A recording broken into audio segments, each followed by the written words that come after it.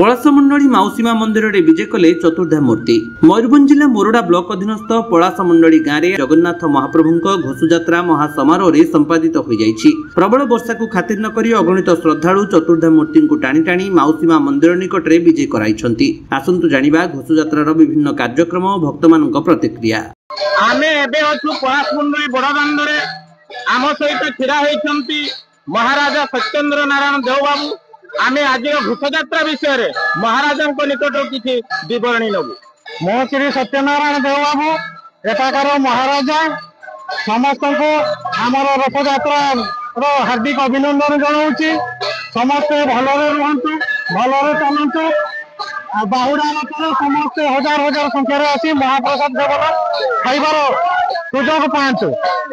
घोषयात्रा समस्त कार्यक्रम सब ठीक ठाक होगला ना और किसी समय विलंब ना? वर्तमान रथ टणा होबो तापर रथ दई ताकर माउसीमा मंदिर पहुंचीबे सेटारे आज रात्रि यापन करिवे। माउसीमा मंदिर ना आज अधा रही काली पुणी जीवे आज्ञा। आम सहित रथयात्रा कार्यक्रम बड़पंडार भूमिका निर्वाह करुवा बड़पंडा उपस्थित अच्छा श्री जगन्नाथ कृपारू दृष्टिगोचर हेब। भक्तों संपर्क में आपंकर कौन बार्ता रठारे भक्त 3000 रु 5000 पर्यंत भक्त हुंती।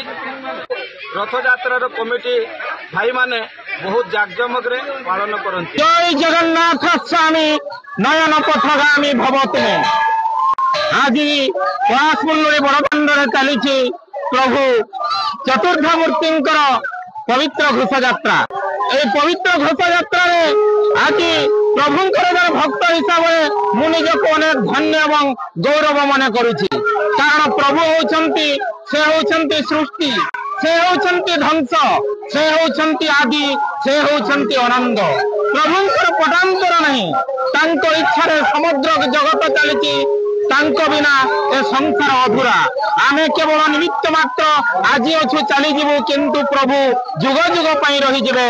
तेणु ए घोषयात्रा प्रभुंकर अगणित भक्त तथा विश्ववासी को यही बड़दांडर समस्त प्रणिपात करुच्ची। प्रभुंकर ये महान कार्य निजको समर्पित करंतु, समस्त को समस्त नियोजित होंतु एवं ए भव संसार ताही पान। पलासमंडली बड़दांडर आज आम जड़े भक्तर प्रतिक्रिया नवा कौन कहे आज्ञा प्रभु विषय?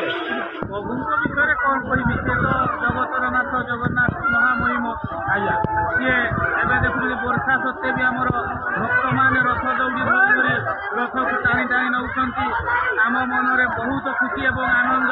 जय जगन्नाथ बलभद्र कौन सुभद्रा कही आम रथ को वर्षा सत्वे समस्ते धीरे धीरे रथ दौड़ी दे जगन्नाथ को रथ को टाणी टाणी नहीं जाऊे। प्रभु केते विश्वास भरोसा? प्रभु विषय आम बहुत भरोसा अच्छी जे कि प्रभु अल्प समय आग शुकिला करते सत्वे झिपि झिपि वर्षा सत्वे भक्त माने रथ दौड़ी धरी धरी टाणी टाणी आम पलासमंडली रथयात्रा कमिटी जड़े भक्तों मुहर जगन्नाथ एवं घोषयात्रा संबंध में किसी प्रतिक्रिया नेबा कौन कहे सार प्रभु विषय?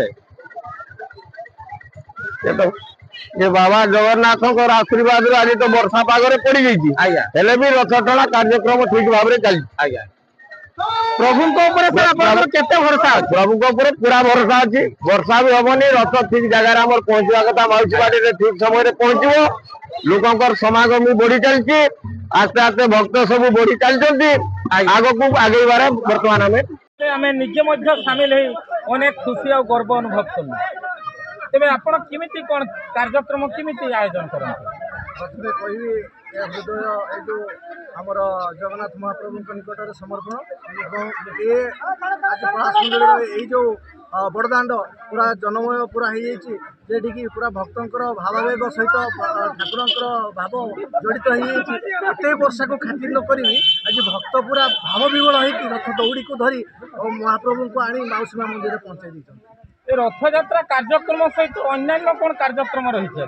नहीं ये प्रति वर्ष आम रथयात्रा पलासमुंडी विगत बहुत वर्ष तत्सहित आमर जो भक्त गोष्ठी द्वारा पलासमुंडी जिते सब भक्त गोष्ठी विभिन्न यही पंचायत विभिन्न भक्त गोष्ठी जो प्रसाद सेवन कार्यक्रम भी आम बाहुडार परदिन पुणी आमर जो बाहुडा हूँ शनिवार रविवार सोमवार दिन को आम समस्त भक्त मान प्रसाद सेवन आम निमंत्रण करूँ समस्ते आसी खुशी महाआनंद महाप्रसाद ये भोग कर भक्त मानकर भावावेग विषय कौन अनुभव कले भक्त मानकर भावावेग तो कहवा संभव नुह ये भक्त एवं भगवान गोटे महामिलन ये महामिलन को आम व्याख्या करवा एटा संभव नुह तेणु भक्त भगवान ये महामिलन रे समस्ते भावावेग सहित एते भावर आदान प्रदान मयूरभंज जिला स्वतंत्र प्रतिनिधि मनोज कुमार बेहेरा रिपोर्ट विश्व विजयी न्यूज ओडिशा।